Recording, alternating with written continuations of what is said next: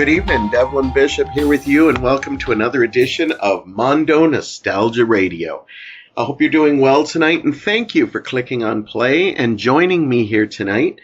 I will warn anybody, if you are not a superhero nerd, this is probably not the episode for you, because this whole show is going to be dedicated to superhero movies, and in particular, the Marvel Cinematic Universe.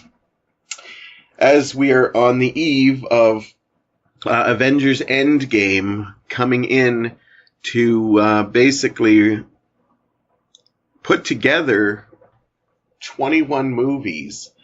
Avengers Endgame will be the 22nd movie, and it's basically a series of movies that have just changed so much in the movie-going industry. Not only have they all been very successful, but they have managed to link together a universe like no other.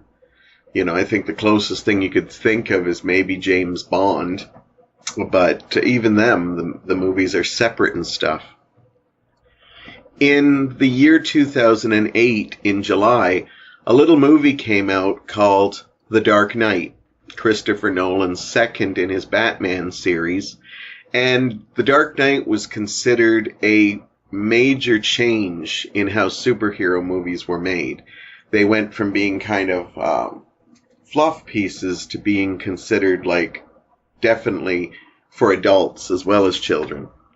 And it definitely changed the landscape. But a few months earlier in 2008, there's a movie that also made its debut on May 2nd, 2008. A little movie called Iron Man that was directed by Jon Favreau and starring Robert Downey Jr. came out. And I know Dark Knight definitely changed the landmark, but we have to give Iron Man some props.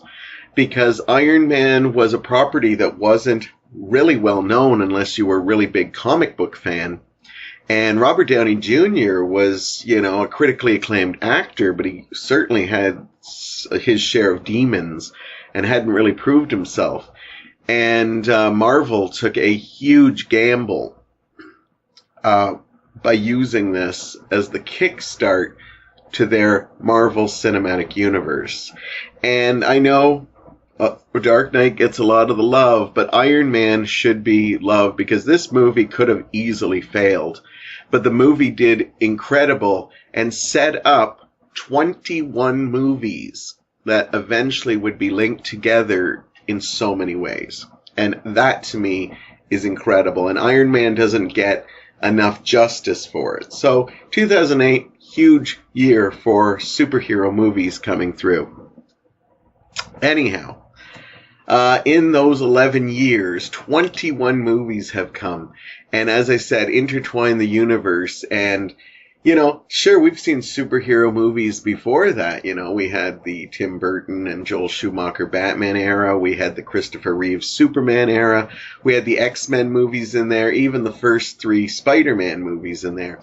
But these movies definitely made an impact. Marvel had already been kind of hit and miss with their movies, and DC had already had successes with Superman and Batman, but it seemed like it took forever to get an X-Men movie or Spider-Man. But once they got them rolling, they certainly became huge. And tonight we're celebrating Avengers Endgame, which, if you're listening to this, like the first week that I've released it, I will tell you right now, this is my tribute to the MCU because I am going to attempt to rank my favorite of the top 21 movies. I have my tickets for Endgame, but I'm not going to be seeing that for a couple of days.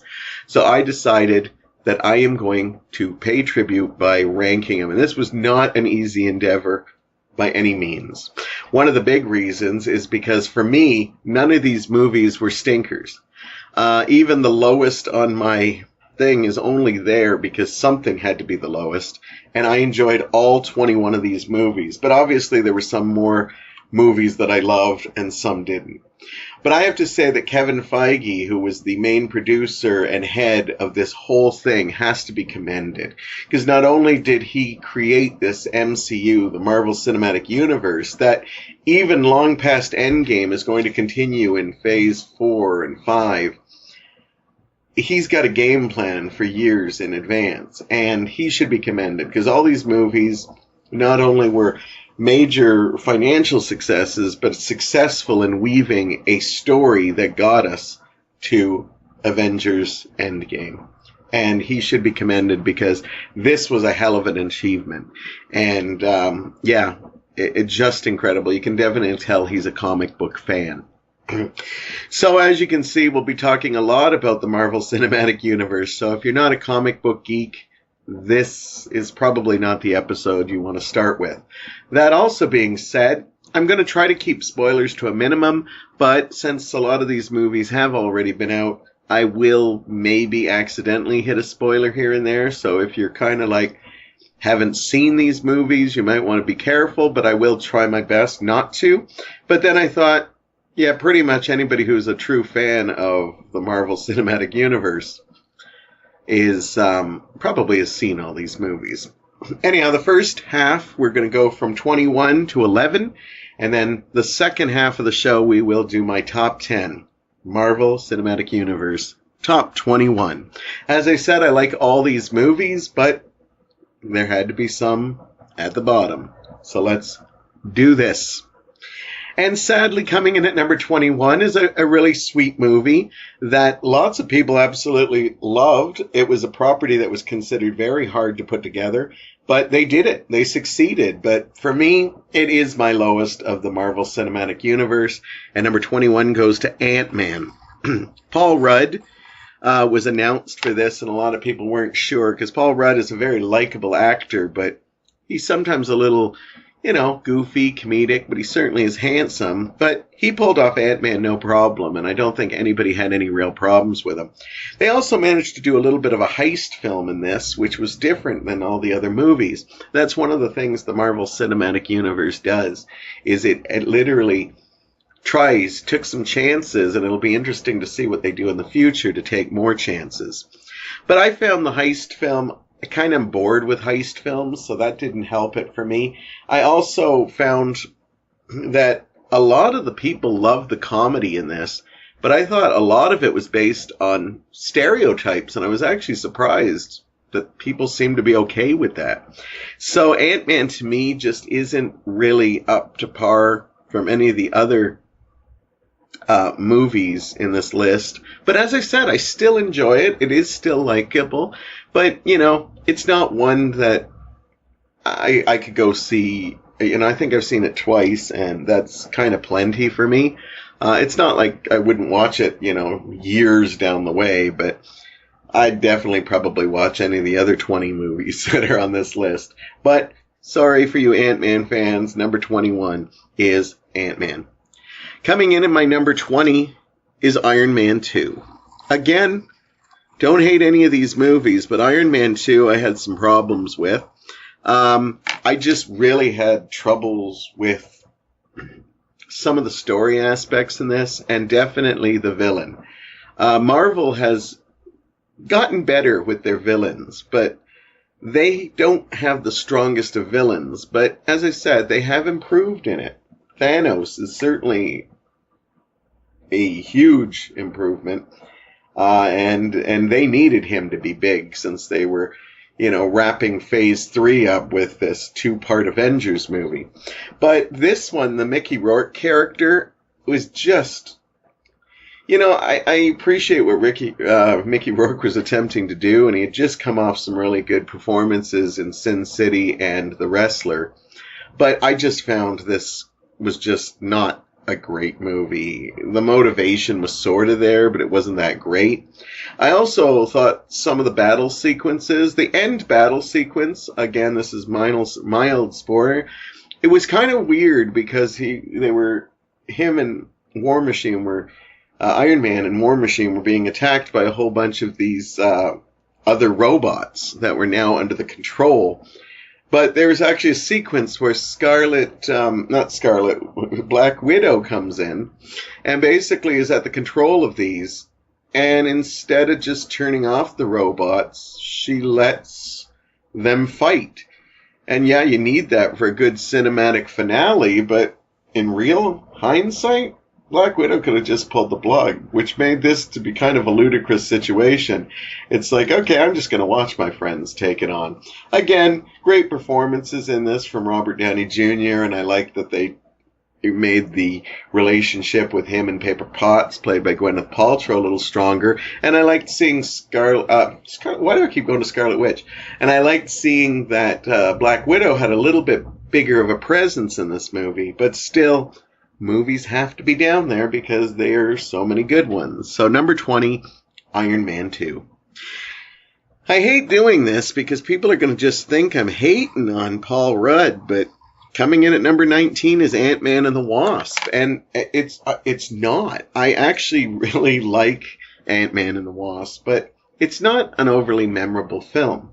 One of the strong, I forgot to mention in Ant-Man, one of the strong things I loved about the first one was Michael Douglas and Evangeline Lilly. So when they did Ant-Man and the Wasp, this was the first movie after Infinity War. So they wanted to go for a lighter tone, and I thought it was better than the original Ant-Man, but it was also kind of a forgettable movie, and they just tried some stuff I didn't like. I thought Michelle Pfeiffer was great, even though she's only in a little bit of the movie. But overall, Ant-Man and the Wasp didn't leave me, just wanting more. I'll be honest with you, with a lot of Marvel, the last couple of films that came out, I've actually been kind of a little bored by, because I find that they follow a template, and this is a perfect example of that template. As I said, I do find this better than the original Ant-Man, but again, I think it told a better story that I was more interested in. And remember, these are just my opinions, and your opinions will be different, and hey, if you want to share your opinions with me, I'd love to hear it. So anyhow, number 19 went to Ant-Man and the Wasp. Coming in at number 18 is a movie that a lot of people put at the bottom of their list, but I actually didn't hate it as much as other people, and that's Thor: The Dark World. This was the second of the Thor movies. Again, I didn't hate any of these movies. I actually liked this one, but the lack of chemistry really between Chris Hemsworth as Thor and Natalie Portman, I believe, I'm getting that right, is really abundant, where there's some nice flirting in the first movie. I found that I really didn't get the love affair there, and this was one of the first movies that tried to tackle one, because not every one of these movies has this great love story. I liked some of it. I think some of the imagery in Thor: The Dark World is good, but again, when they go back and forth to this, I actually thought this would be a little higher than one of the other Thor movies, but when I really thought about it, I said, no, I think The Dark World leaves me wanting more. And the Thor, it's funny because with the Iron Man and the Captain America movies, they have a certain tone. But Thor, almost all three movies for me, kind of have a different feel. Thor, the original, kind of has a comedic feel. The second one kind of has a more epic feel. And then the third one, which we'll be talking about shortly, kind of left me like it was just slapstick comedy. But hey, both those two other Thors beat out my number 18 movie, which was Thor: The Dark World. Okay, I actually like this movie, and I hated that I had to put it so low, but I was really going for stuff here. And this is the movie that's kind of a bit of an eyesore in some ways to the MCU. So a lot of people rank this one pretty low too, and I guess this is pretty low. But number 17 for me is The Incredible Hulk. Edward Norton is Bruce Banner in this one, and the reason this has got some issues is because it was rumored that Ed Norton became hard to work with, and so going forward, we kind of lost Ed Norton and was replaced by Mark Ruffalo. So in a lot of the Avengers, and because this one didn't make quite as much money as a lot of the other movies, we never did get a sequel to this movie. but it kind of stands out because it is a different actor. I actually think Ed Norton gives a phenomenal part, and I actually really like the story. I think the fight sequences are great, and, you know, we had that awful Hulk movie prior to this, and this rectified it for me. I thought the action sequences were quite nice. I actually thought the Ed Norton, Liv Tyler stuff was really great. I like that they dealt with some of the problems you don't think about too much, as in, you know, not only does he get angry, but I like that, you know, when they were getting ready to have a love scene, his heart starts racing and he's about to turn into the Hulk. So it actually dealt with issues that, you know, maybe as a kid, when I used to watch the old TV show, I always said, well, you know, is it just anger or is it the heart rate? Because it always seems like it's the heart rate. So I like that they addressed that. I actually think this is a pretty solid movie. I like that they didn't go for the origin story. They just jumped right in it. That was definitely a plus. And quite frankly, I wish I could have put this one higher, but I'm actually surprised at some of the ones I put higher, but I really did my homework on this one. Coming in at number 16 is Thor Ragnarok. Now, anybody who knows me is probably surprised to hear this is so high. And the reason why is because I actually had a lot of problems with this movie. But I went for a lot of things. And visually, I think this is the best looking Thor movie. As I said, all three Thor movies have a different feel to me.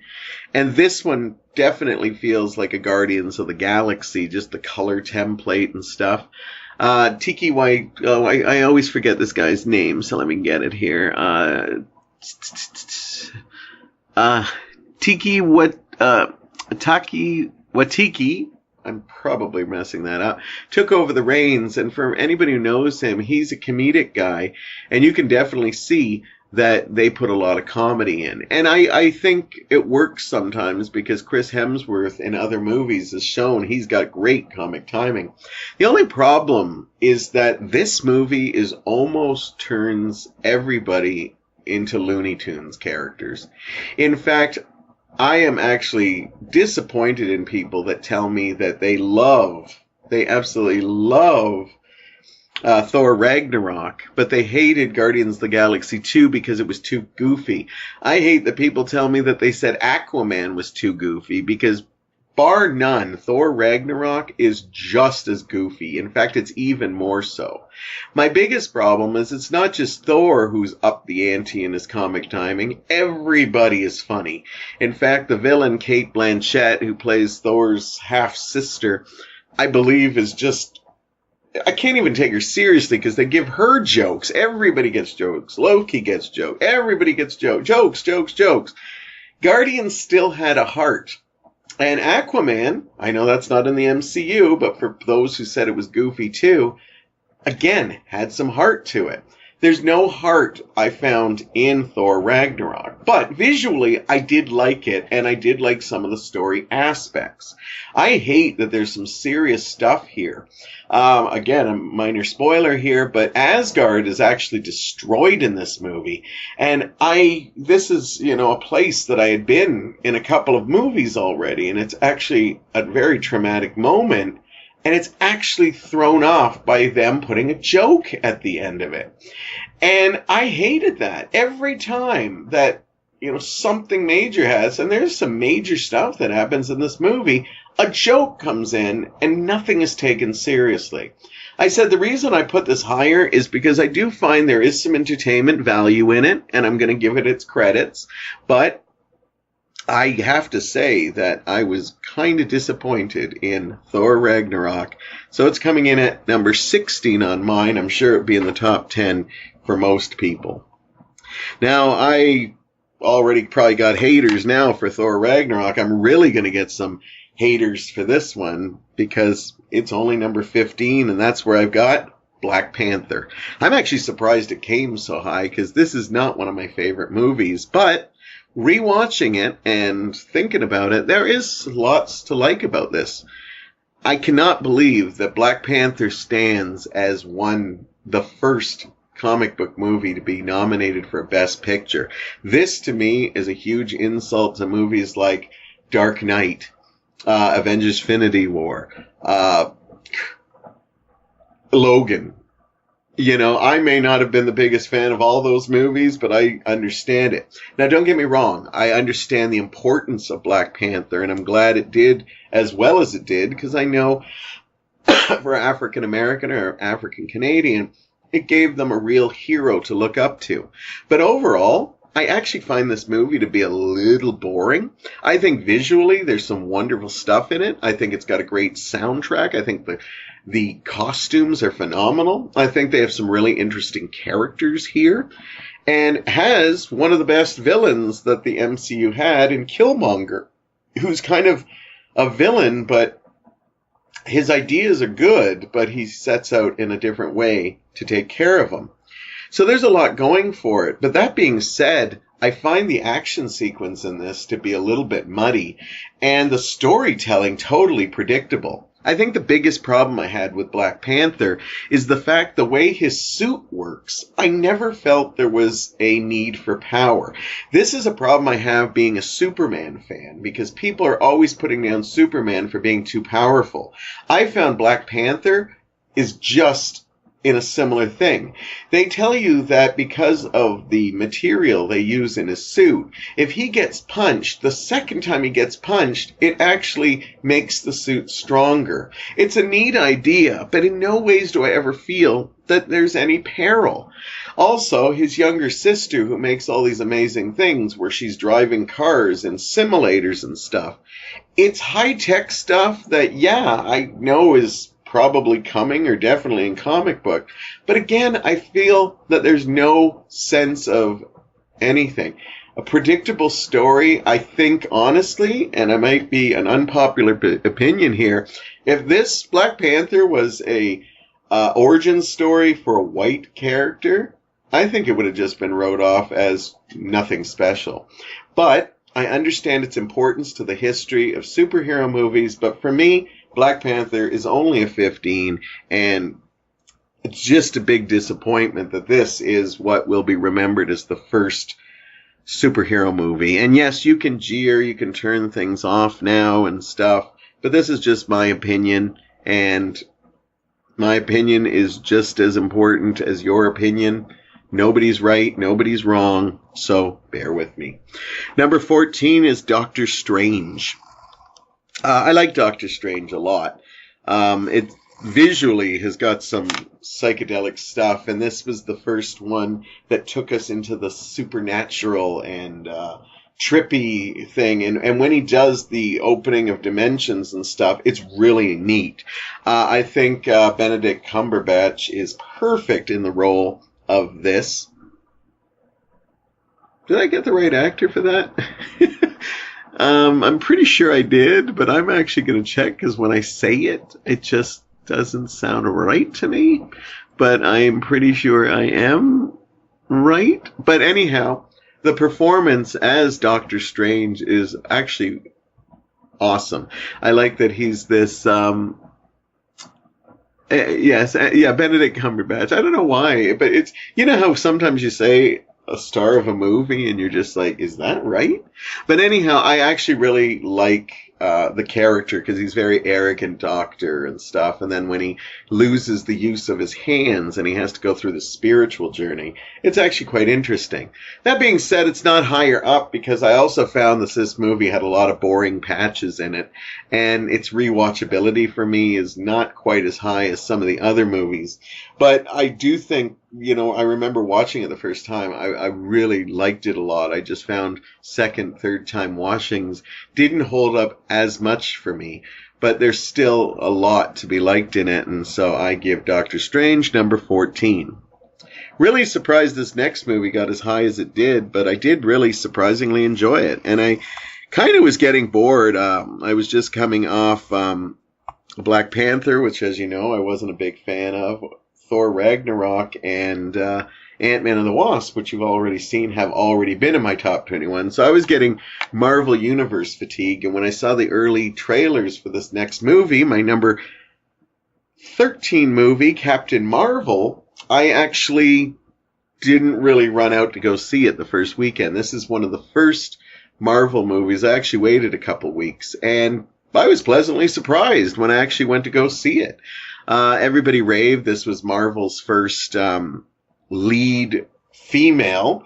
And I think it's a little embarrassing that Marvel waited 21 episodes when they had strong female characters already. That being said, I'm also a little bit saddened because technically Ant-Man and the Wasp, played by Evangeline Lilly, was actually a pretty major character in that. And I felt she got downplayed because Captain Marvel was coming out. I knew nothing about Captain Marvel. I really liked this movie. I did have some issues with it. Brie Larson, I didn't think I'd fall for the character, but eventually as the story went on, it did work for me. There's some nice laughs in it, but it wasn't over the top. There was some heartwarming stuff. So I actually was surprised how much I liked it, and really surprised to see how high up it was on my list. But I really thought it was good. Again, my biggest problem with Captain Marvel is she has the whole Superman thing.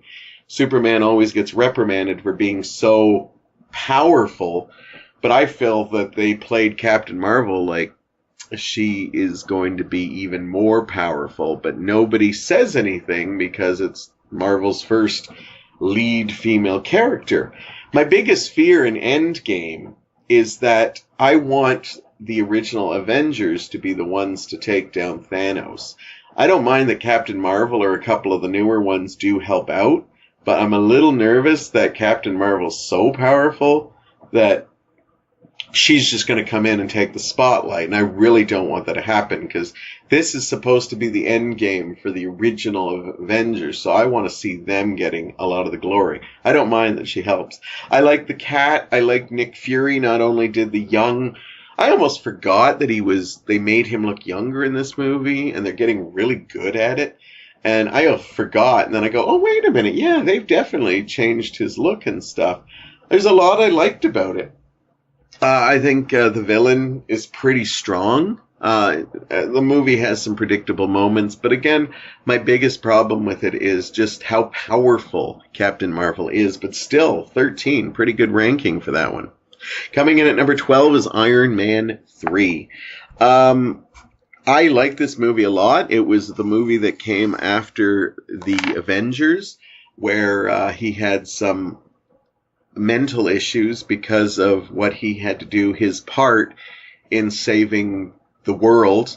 And I like that it continued on from this, and there's some wonderful moments where we actually see Tony Stark dealing with, immortality. He deals with just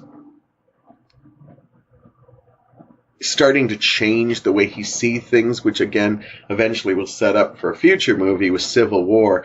And it's actually really well. He even starts taking his relationship with Pepper to the next level. And I think it all works. And I think this movie actually built Tony Stark. I've always been a fan of Robert Downey's Tony Stark, but he was kind of just this funny playboy. And I think this was the movie that kind of moved him to show that Tony Stark actually has some layers and dimensions.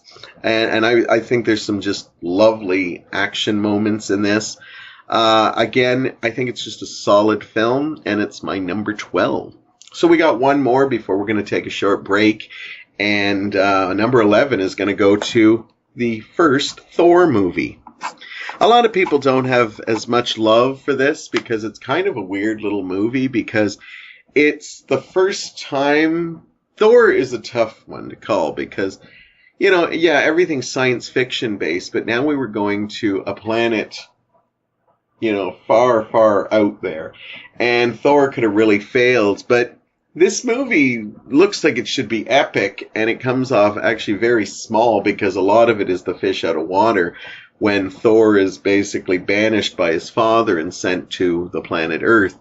And then Thor has some wonderful, comedic moments where he just tries to get it. I think the selling point for me on this one is Chris Hemsworth's portrayal of Thor is top notch. He just embraces that character, and you can see he's this spoiled warrior who loves all the stuff he does and deserves the accolations, but you also get to see him when he has to deal with, stuff. I think this is one of the strongest Loki and Thor battles in this. I'm actually not the biggest Loki fan. I actually like the actor and I like things, but I get sick when Loki's always like, oh yes, Loki's betraying us again, and people tell me, well, that's his character, and I go, yeah, how many times can somebody stab you in the back and you keep trusting him? But I think this movie sets up that relationship so perfectly, which continues as they go, so it's nice. As I said, I like the kind of little relationship he has with Natalie Portman here, even though by Dark World it just doesn't seem to work anymore, but it is quite nice here. And, you know, Chris Hemsworth, really nice to look at in this movie. Though it is difficult to watch because his eyebrows and that are dyed blonde. And I don't think they do that in future episodes. And watching it, it actually jars me sometimes at how bad it looks. So anyhow, Thor is my number 11 movie. There it is, 21-11. Why don't you get yourself a drink, maybe some popcorn? That would be appropriate. Maybe order your Endgame tickets if you haven't already, because if you haven't heard, this is going to be the movie event of the summer, if not the year, and tickets are flying off. We just managed to get some in at the last minute, and I am excited about it. But I'll talk more about Endgame at the end of my list. But when we come back, my 10 favorite Marvel Cinematic Universe movies coming up right after this break. Watch for your drive-in theater ads in local publications, so you won't miss your favorite stars in top-flight film creations. Now here's the biggest star of all, our all-time great attraction. It's Armor Star, the Frank that gives you eating satisfaction. On sale at our refreshment bar. Its flavor is so enticing. It's fresh, it's pure, its tempting taste comes from its subtle spicing. We've popcorn too, all hot and crisp, and drinks of every flavor. We've candy and we've chewing gum, just name the brand you favor. Welcome back, and if you just tuned in, you're listening to Devlin's Mondo Nostalgia Radio show, and I am counting down my top 21 Marvel Cinematic Universe movies. Can't stress how much a wonderful string of movies that they lined up. As I said, I don't hate any of these movies. I may be getting a little bored with some of the later ones, and I'll talk about that a little bit later. But with Endgame coming up, it looks like, you know, we're all going to get a chance to see exactly what's going on and see exactly how it all comes together, even though it will continue after this. Endgame is supposed to see, you know, almost the end of a lot of the big characters or storylines. So, without further ado, we'll talk more about Endgame at the end of this, but it's now time to look at the 10. My 10 favorite Marvel Cinematic Universe movies, starting off with number 10, Guardians of the Galaxy 2. I know a lot of people didn't like this as much as the first one, but I'm a sucker for Guardians. I love the characters, I love the universe, and I actually thought this was an unusually interesting film. They take almost an Empire Strikes Back phase by separating a lot of the Guardians in this, but the stories are still fun and interesting, and I really like it. It's really unusual, and here's a spoiler. There is some bad guys in this movie, but there's a late reveal of who the actual villain they're fighting is in this, and if you're not a comic book fan, it comes very abruptly. It's very interesting because we get to see Star-Lord's father. We get to meet him. He's played by Kurt Russell, and Kurt does a great job. Talk about making people look young. They show young images of Kurt Russell in this movie, and the technology is phenomenal. It's like watching Kurt Russell, you know, back in the 70s and 80s when he was, you know, in his prime, but they do such a great job with this. Yes, they up the ante on comedy, and ironically, what I liked about this is they upped the ante on comedy and even did a subplot that's I remember bawling my eyes out, very heartwarming. It seems because they tried to make this bigger and bigger, the one thing they did take away from is the action sequence. They were so confident on their characters. I think a lot of people have problems with this. People who tell me that this one is goofier than Thor Ragnarok, I just no, not in my opinion. I think that's ridiculous to say. But quite frankly, I like this movie a lot. I think they give you the feels in a big way. I think the storytelling is really interesting. A character that was just kind of a mild one, Yondu, basically for me, became absolutely legendary in this movie and the stuff they did. I'm really excited to see what the Guardians will bring in the future, and I look forward to all of them. It's just a wonderful set of films, and they do kind of fit on their own. So, number 10, Guardians of the Galaxy Volume 2. This is probably in most people's top 3. In fact, I know a lot of people who will put this at number 1, but for me it's only number 9. And it's Captain America, Winter Soldier. I love that they made this a political thriller, and they do a great job. Since you haven't heard any of the Captain America movies so far on my list, you probably have guessed that they're all in my top 10. So I give it that. But if I had to say, this is probably my least favorite of the 3, but the fact that this is number 9 should tell you that I'm still a big fan of it. Chris Evans, epitome of Captain America in my eyes. He is just so good-hearted and stuff. And what I love about it is I was a fan of Chris Evans before he did this. When he did Fantastic Four, he did movies like Cellular and stuff like that. And he always played this cocky attitude. So to see him in such a mature role and that we've seen him grow so much is just phenomenal. And I just think Winter Soldier is really interesting. It's a political thriller. And I like, again, they took a chance. I even like that they took a chance, and a lot of people consider this one of the best movies. I do think it's one of the best movies, but I have 8 that I thought were better for me. But I love that, this is where Marvel was just starting to say, we don't have to make origin stories all the time. We can actually create things. And of course, Winter Soldier sets up for so much in the future of the MCU. It's an important film. I think it's a really good film, and you can never go wrong with the action in the Captain America movies. Number 8 for me is the Avengers, The Age of Ultron. A lot of people, put this really low because it was kind of disappointing after we had the first Avengers movie. But for me, I actually still liked Age of Ultron. I think sometimes movies don't do certain storylines justice, and I think the development of Ultron comes off a little fast in this movie. But of course, in these Avengers movies, they've just got so much to do.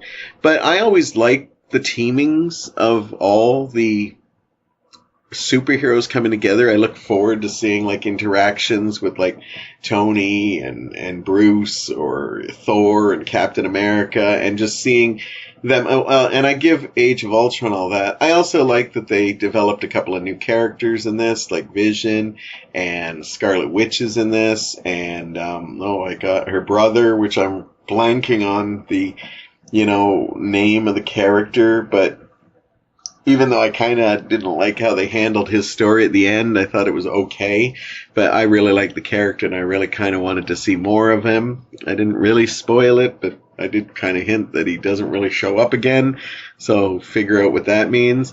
There's some weird stuff, like the whole lifting of a whole city and stuff. But I actually think Age of Ultron's still good. I like the villain in this. I like that it's kind of like Tony creates this villain indirectly, and I just think it's kind of a neat premise. And my only problem is that the story does get a little rushed, but I still think overall it's still a really well done movie. And as I said, I really like when the characters interact with one another. They do such an incredible job. Coming in at number 7 is Captain America again, this time the First Avenger. Yeah, I'm going to have to put this one higher than Winter Soldier because I think it's a great origin story. I always like stuff with World War II. And I think this movie gets the edge over Winter Soldier for me because I could watch that stuff before Cap becomes Cap. The technical achievements they did with making Chris Evans this short, skinny little kid who has this heart that wants to be a soldier. That stuff to me is gold, and he does an incredible job. As I said, it was weird because he's always played these cocky characters, and to see him play this, like, not cocky, but, you know, I have the heart of a soldier, I just don't have. And I'm all about emotions, and this has it, and it doesn't let down when he goes. I really like the look of Hugo Weaving's villain, again, Red Skull. I like the Nazi aspect, even though they didn't really use that term. They used Hydra, and I like it. And then there's the whole heartfelt stuff about, you know, him making a date with Agent Cooper, about how we'll have a dance together and stuff. And there's so much sweetness in this movie and action. And just the little, you know, dealing with stuff like how Captain America's doing, you know, propaganda things where he's like pretending to punch out Hitler and doing big dance numbers. It's all so real and well put together that for me, it has to be a little higher than Winter Soldier, you know. I'll go over nostalgia anytime over political intrigue for me. That's just me. Just me. Coming in at number 6 is the very first Iron Man. This is actually a really good movie. It's rewatchable. If this movie flopped, we wouldn't maybe had a whole Marvel Cinematic Universe. We may have gotten some of these movies, but not as intertwined as possible. Robert Downey Jr. was a long shot, but he nails it from pretty much the very beginning. And if he didn't, it would have been a hard sell, but it's great. They took a chance on starting the universe with a character that's well known from comic book fans, but not other things. But word got out soon. This is a fun movie. There's some great action sequences in it. I love the whole way we see how he escapes terrorists by making the thing. It actually shows that Tony's really smart. You get that great go-between, not only between him and Jarvis and him and that great little robot thing with the arm. I think that's great. And of course his banter with Pepper Potts is all in there. And it's just an entertaining film. And it is very rewatchable. I showed this to a friend recently, and it still holds up pretty well. And I think it should be high just because of, if this movie didn't nail it, we would not be talking about these 20 movies, and I might be talking about something else. So I think it's an important movie. I think it sets, you know, Tony Stark was instantly an iconic character, and he's only built that even more. But it all comes from this. Jon Favreau, the director, he should get his kudos for this because he, you know, they gave him a real shot here, and he had just done stuff like, I believe he just did, I could be wrong, Cowboys and Aliens, but I could be wrong. But anyhow, we forgive him for that because Iron Man did so well. And Jon Favreau, very funny in the show movies too. Coming in at number 5, we're already in the top 5, and number 5 is Spider-Man Homecoming. Big Tobey Maguire fan here, and I love the original 3 Spider-Mans. Yes, I had trouble with the third one too, but overall I thought all 3 of them were pretty damn good. The Andrew Garfield ones, we're already getting a reboot, and I was just kind of like, I didn't like the first Amazing Spider-Man, and other people loved it. Then the second one came out, and I actually loved that, but a lot of people didn't. And then they said, we're going to reboot Spider-Man again. And I was like, I'm done. You know, there was even some breathing space between the Batman movies, but another Spider-Man? They hired Tom Holland on this one, and he was the first real age-appropriate Peter Parker. And I remember going into Homecoming very leery of another Spider-Man, and here it is, my number 5 movie. It's really awesome. It doesn't take away from the Tobey Maguire movies because they're kind of their own little trilogy. But Tom Holland nails the character perfectly. I like the decisions they made, having Tony Stark kind of being like a mentor to him. I like that they went with a more age-appropriate Aunt May, because they always have this little old lady playing Aunt May. And Sally Field was getting better in the last 2 movies, but you know, this is his aunt, not his grandmother, so it was nice to see that. And And I have to thank Mike for that, because he was the one who actually always reminded me. It's like, why is his aunt so old? Anyhow, and it could happen. But anyhow, Tom Holland was a breath of fresh air. The script was incredible. This was around the time we started getting some solid villains for Marvel. We had Thanos developing, Killmonger in the Black Panther, even though Black Panther might not have been as high. One of my favorite villains, Michael B. Jordan, and Michael Keaton as the Vulture in this is incredible. And he's really good. They explain why he would be a villain, and it's so well done. And the plot twist in this movie had me, like, literally with my jaw wide open. And I was just, and I'm not going to spoil it, because you really need to see it to get it, but it is so awesome. And it was so great. Everybody was excited because Spider-Man was finally going to be joining the Marvel Universe. We saw a little bit of him in Civil War. This is a beautiful continuation of that, and I look forward to the next Spider-Man. I really hope they can nail it, because they got something in Tom Holland, and I say keep using it. Number 5, Spider-Man Homecoming. Number 4, speaking of Spider-Man's debut, Captain America Civil War. I really like this movie. It's my favorite of the Captain America movies. As you can see, all 3 of the Captain America movies hit my top 10. I like this one. They made the battle between Tony Stark and Steve Rogers really intricate. It was building in some of the earlier movies, but it really hits a high note. I love how Cap is just so protective of Bucky, even though Bucky is a villain. Lots of nice plot twists in this. And, of course, that epic airplane fight where we see Avengers versus Avengers is incredible. We also get the debut of Spider-Man. That could have gone wrong, but again, Tom Holland was perfect for the role. Fits in nicely. He doesn't take over the role. He just comes in and really blows us away with the fact that Spider-Man is in this universe now. And it's incredible. And Civil War just sets up so much. There's some brutal sequences in this but it really got us on are you a team Captain or are you a team Iron Man? And, to this date, I have friends that are all Team Iron Man, and me personally, I'm Team Captain America.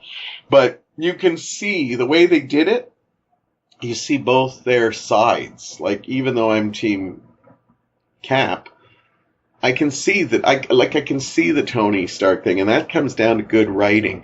This movie just is a really well done thing. So much happens in this movie, and I go, that airplane fight alone is one of the best battle sequences in any of the MCU things. It's long awaited, and it's a lot of fun too.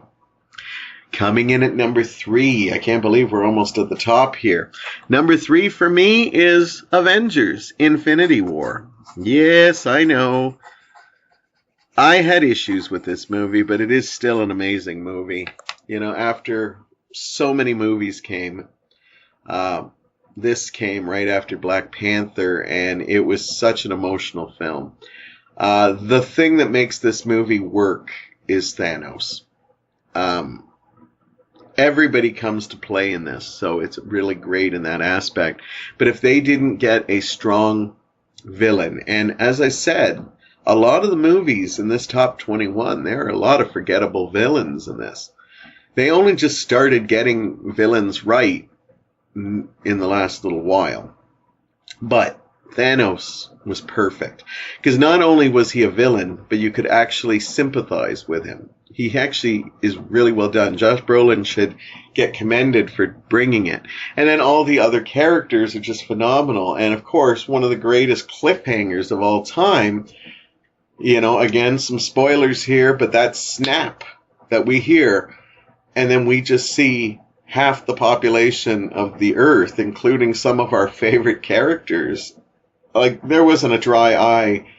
I went opening weekend, so we're talking about a whole bunch of comic book movie nerds, and there wasn't a dry eye in the house. Even if you weren't admitting it to it, you were like almost misty-eyed. Just seeing some of your favorite characters. Now, albeit some of the characters that disappeared were like, well, we know there's sequels coming out, but it was still emotional, We knew there was a new Spider-Man movie, but when he's clinging to Tony Stark, again, spoiler. Tom Holland's performance is just heartbreaking, just holding on to Tony as long as he can. And quite frankly, just powerful in so many ways. And that's where I got some issues coming up with Endgame, but I'll go in with low expectations, but I'll talk about that later. This is an amazing movie. My biggest problems with this movie is they've just got so much to do, and the Russo brothers do an amazing job on it. But the problem is, there's just so much going on, and the pacing is off. They can spend time with all these different characters that are separated, and then 20 minutes to a half hour later, you're like, oh yeah, I forgot about this story. And I can't offer them any way that they could have fixed it. So I will give them that. But the pacing does bother me a little bit when I see this movie. And when I rewatched it, I always see the pacing problems because, some stories you're more invested. I was invested in all the stories, but sometimes there were like characters I wanted to see in other things. But overall, still a great movie. It's my number 3 movie. There's not much you can say. Looking forward to Endgame. We'll talk about that in a minute. I got other 2 movies to deal with. And number 2, this was a hard one. I had to go back and forth with 1 and 2, but I went with my gut reactions more than my heart. Because if I went with my heart, this probably would have been my number 1 movie. But number 2 is Guardians of the Galaxy. I knew nothing of this property. Then the first trailers came out, and it intrigued me. And by the first viewing of this movie, I was absolutely in love with all these characters. Chris Pratt is just phenomenal. Zoe Santana. I can never say her name. Zoe Santana. Saldana. Zoe Saldana, I'm thinking. Dave Bautista, even like Vin Diesel's voicing of Groot, and Bradley Cooper, almost unrecognizable vocally for the raccoon. And even though my favorite character in this was Star-Lord by Chris Pratt, the performance Bradley Cooper gives for Rocket is just phenomenal. I know there's a sequence where he gets drunk in it, and just... he has almost like a little bit of a emotional breakdown, and it's actually so well done. There's a lot of humor in this, and it's just, to me, when I watched Guardians of the Galaxy, it was like when I was a kid watching Star Wars for the first time. I got lost in this world, and I just loved it, because I didn't know what Guardians of the Galaxy was, and when I walked out of the theater, I was just like, I love this. This is great. And I'm not the only one. I think people started buying the comic book. This is a comic book that didn't have a lot of sales. And then people were like, I need to know more. Star-Lord's just an amazing character. All the characters are pretty fascinating.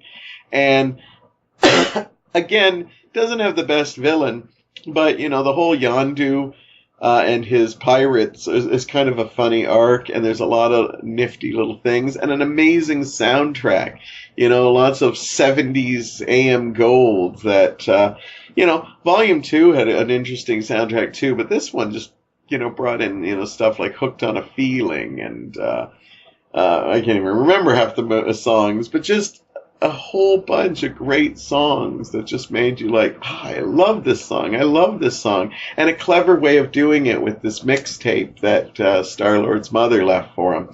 It's an emotional feels movie. It's got great action sequences, and it's got lots of comedy. But mostly it's got character, and these characters won my heart. And as I said, if I was voting for my heart, this would have been my number 1 movie, but it's going to have to settle for number 2, because I believe the movie in my gut that should be at number 1 is the very first Avengers movie. Yep. This was, let me look, was it the 6th movie in or something like that? 1, 2, 3, 4, 5, 6, yeah.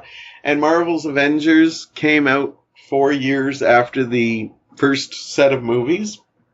And they took all these unusual characters, Iron Man, Incredible Hulk, Thor, Captain America. Like, you got one from World War II, you got one from, another realm in space. You've got a science guy, and you got a guy who's in a robot suit. And then you throw in Hawkeye and Black Widow. And I remember, even though I wasn't I've always been a more big DC fan. even when they mention Avengers in Iron Man, when Nick Fury comes in and talks to Tony Stark, I remember having to ask Mike, I go, so what's the Avengers? Like, everybody in the audience was excited when they mentioned it. And he said that's kind of their take on Justice League. So being a DC fan, I knew instantly, oh, that's why people are excited. They could have faltered so bad, but Joss Whedon, who directed and wrote the screenplay, does an amazing job with this. He came in and mixed those characters up in a good way. I think all the stories are pretty solid, and that moment when you just see them all and the camera swirls around them, you just knew you were seeing a cinematic masterpiece that brought everything together. What we didn't know is how big the universe would get even more. And even with Endgame coming up, it's going to get bigger. And now we're going to be meeting new things. They took so many chances, different styles of movies and stuff. But the Avengers could have easily faltered, but it didn't. For me, it's one of the best films. It's the best film, going by gut. As I said, if I voted by heart, Guardians would be up there. But I still think Avengers, that moment when you see them all assemble, it's just powerful. And the action sequence, absolutely phenomenal. You get the little fights in there physically, vocally, and, attitudes and egos building, and it all makes for a very entertaining film, and that's why I put Marvel's The Avengers, my number one film of the MCU Top 21. There you have it. If you want to share yours with me, that's fine. That being said, in a couple of days I'll be seeing Endgame, and it'll be interesting to see where that one fits in this. Will it be in my top 5, my top 10, 15, 21? Of course, I want it to be into my top 5, but I'm a little nervous because Endgame, I'm going to stay positive because that's my new mantra, but if you want to go a little dark, I have to say there is a possibility that they've got a lot to succeed. And I can see this movie kind of failing. It's got more shots of failing than succeeding. So I think they're almost going to have to pull a rabbit out of their hats, because every way I try to figure out how it could actually end, I think it might be pushing it to the limit. Now, I have to give them credit. In 21 films, I haven't hated any of these films. So it'd be really sad if Endgame was the one that was like, oh, I hate it.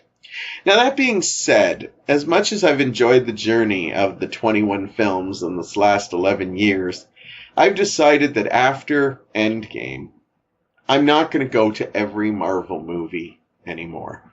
For me, the story is coming to an end, and there are still characters I want to see. I want to see more Spider-Man movies. I want to see more Guardians of the Galaxy movies.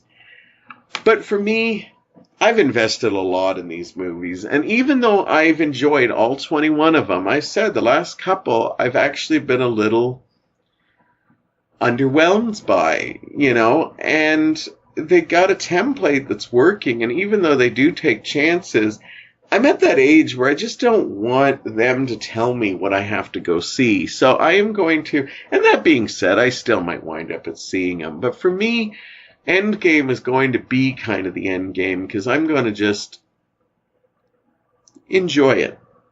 And then I'll go see the movies I need to see, but there's so much I want to see. I want to see more classic films. I want to see more indie films. And the big blockbusters haven't exactly been leaving me in the best places. So I am excited about seeing Endgame this weekend, and I'll certainly have my review on next week's episode.